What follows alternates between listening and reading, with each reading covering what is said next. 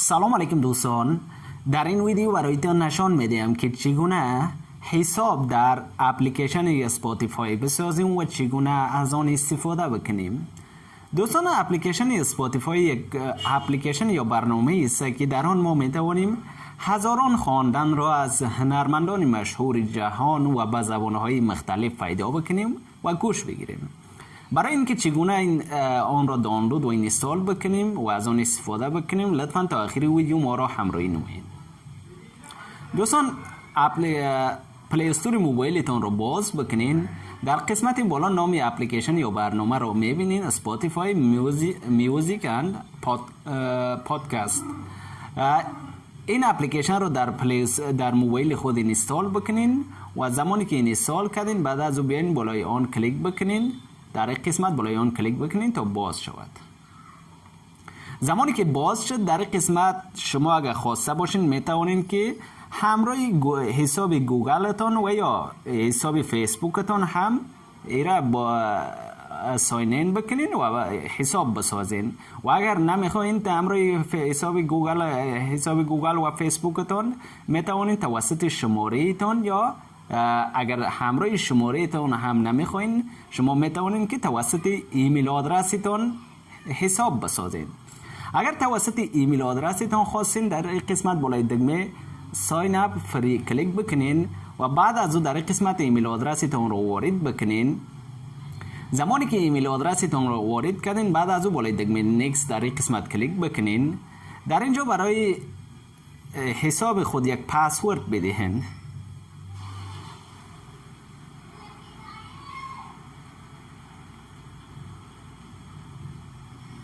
زمانی که پسورد دادین بعد از او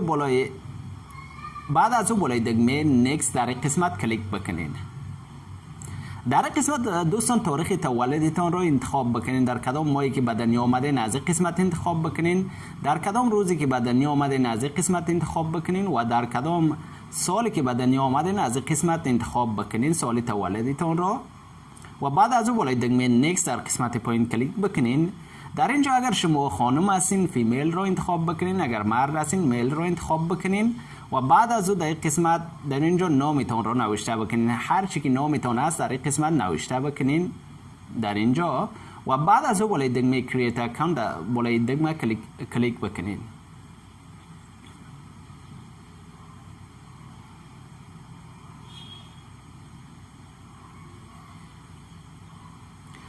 دوستان، در این قسمت یک کاتگوری از خواندن‌ها را انتخاب بکنین. به هندی است و انگلیسی است و دیگه زبان‌ها است. اما این به این معنا نیست که شما هندی یا انگلیسی را انتخاب کردین خواندن‌ها به دیگر زبان‌ها پیدا نشود در این اپلیکیشن. نه، این تنها یک انتخاب بکنین و به هر زبانی که خواسته باشین در داخل به هر زبانی که خواسته باشین آهنگ است. ما به طور مثال هندی را انتخاب میکنم و بعد از اون در قسمت پایین بالای دکمه نیکست کلیک بکنین. در این قسمت دوستان شما سه نفر از هنرمندان مشهوری را که میخواین انتخاب بکنین. بس آرتیست یا هنرمند مشهور را انتخاب بکنید. به طور مثال من یکی را انتخاب میکنم و یکی دیگه در قسمت بالا در قسمت سر نوشته میکنم احمد ظاهر نوشته میکنم. به طور مثال احمد ظاهر نوشته میکنم.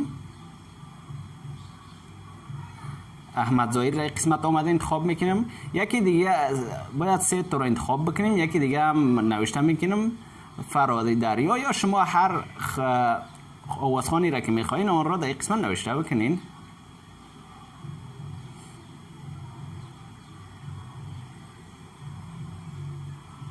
فرهادی دریا را انتخاب میکنم. سه تا شد، سه آرتیست یا سه هنرمند مشهور را ما در این قسمت انتخاب کردم و بعد از او در قسمت پایین بالای دکمه دن کلیک میکنیم.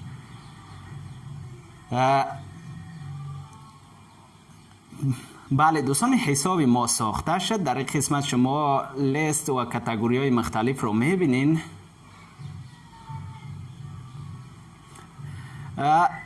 در اینجا دوستان هر رقم خواندنی را که بخواین پیدا میکنین. در اینجا احمد ظاهر را من انتخاب کردم. یک سیکشن به نام احمد ظاهر در قسمت ساخته شد یا جور شد و در اینجا هنرمندای هندی هم است، هنرمندای انگلیسی هم شما میتوانید پیدا بکنین. یکی ارجیت سینگ انتخاب کردم که در قسمت یک کاتگوری دیگه به او پیدا شد. هر هنرمندی را که شما خوش دارین که آهنگای آنها را گوش بگیرین، شما میتوانین که در پیدا بکنین و گوش بگیرین هر آهنگ آنها را. من فراد دریا رو انتخاب کردم. در این قسمت اگر بالای از کلیک بکنم، در اینجا آهنگ فراد دریا بالای از کلیک بکنم پلی می شود و پلی می شود. دوستان هر آهنگی را که شما گوش بگیرین یا هر قدر فعالیتی که شما بکنین در این قسمت پیدا می شود. آوازخوان‌های افغانی را هم می توانین پیدا بکنین و ایرانی را و هندی را و انگلیسی را هر زبان شما میتوانید پیدا بکنین. در قسمت پایین این مربوط به هوم پیج بود. در قسمت پایین اگر بالای سرچ کلیک بکنیم، در اینجا شما کاتگوری های مختلف را میتوانید پیدا بکنین. در قسمت آهنگی که مربوط به خانه باشه، مربوط به کرونا باشه، مربوط به بالیوود باشه، پنجابی باشه یا به هر زبان یا به هر قسمی در اینجا شما میتوانید کاتگوری های آهنگ رو پیدا بکنین. مربوط به سلیپ باشه، خواب باشه، اطفال باشه، شما میتوانید که بالای آنها کلیک بکنین و آهنگ را گوش بگیرین. به طور مثال بالای سلیپ اگر در این قسمت کلیک بکنم، در اینجا لیست آهنگایی که مربوط به سلیپ هست در اینجا شما میتوانید گوش بگیرین. بالای آن که کلیک بکنین در این قسمت باز میشه برای شما. بالای این گزینه که کلیک بکنیم باز میشه، پلی میشه. از اینجا ما بک میکنیم یا عقب میرم. بعد از اون در قسمت بالا هر آوازخوانی را که شما میخواین که آهنگ آن را بشنوین، در قسمت سرچ بار در اینجا نام آن را نوشته بکنین. هر آهنگی را که به طور مثال من شرافت پروانی را برای مثال من سرچ میکنم.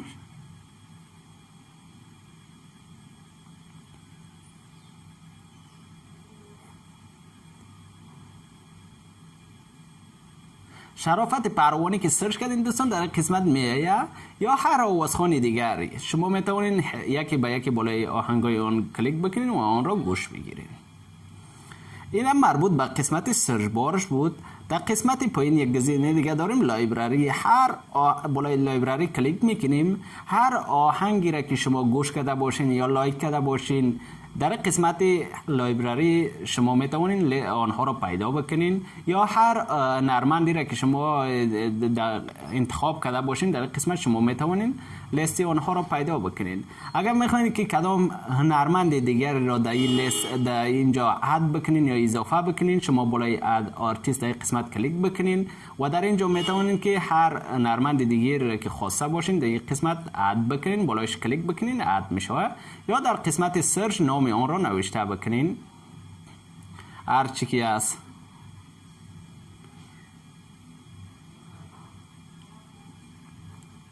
و بعد از او در قسمت قرار میگیره. دوستان در قسمت در اینجا شما همچنان میتوانید که یک پلیلیست بسازین. چگونه پلیلیست بسازیم؟ در این قسمت بالای علامه جمع در اینجا کلیک بکنین و بعد از اون در این قسمت نام پلیلیست خود را هر چی که میگذارین در اینجا بمانین. نیو سانگ به طور مثال من نیو سانگ نیو میوزیک میمانم و بعد از بالای کرییت کلیک بکنین. پلیلیست ما ساخته شد. حال شما میتوانین که در این پلیلیست خود آهنگا را اضافه بکنین. بالای اد سانگز در این قسمت اگر کلیک بکنین در اینجا لیست آهنگای مختلف باز میشه و شما با بالای علامه جمع که در این قسمت دیده میشه کلیک بکنین در لیست شما قرار میگیره و هر زمانی که خواستین میتوانین آنها را بین از داخل پلیلیست خود گوش بگیرین. و اگر گفتم کدام آهنگی را که در این قسمت پیدا نمیکنین در قسمت سرچ بار در اینجا نام آن را کلیک بکنین و بعد از او در اینجا میایه بالای علامه جمع کلیک بکنین در پلیلیست شما قرار میگیره. آهنگای که در این قسمت ما ساختیم در اینجا چندین آهنگی را که انتخاب کردیم در این قسمت میبینین آهنگا در داخل پلیلیست است، در داخل لایبرری. پلیلیست ما در یک قسمت بالا ساخته شد و هرگاه بالای پلیلیست خود کلیک بکنیم آهنگایی را که در یک قسمت انتخاب کردیم میتوانیم در اینجا ببینیم و گوش بگیریم. و دوستانی اپلیکیشن یک خواهیرم بود مربوط به یک قسمت لایبرری. در قسمت اگر کدام آهنگی را در قسمت که 3 نقطه دیده می شود در مقابل هر آهنگ دوستان اگر شما کلیک بکنین در قسمت می توانین که لایک بکنین این آهنگ را یا حذف بکنین یا در از قسمت دلیت بکنین. می توانین این کارها را بکنین. بالای دکمه که کلیک بکنین لایک میشه.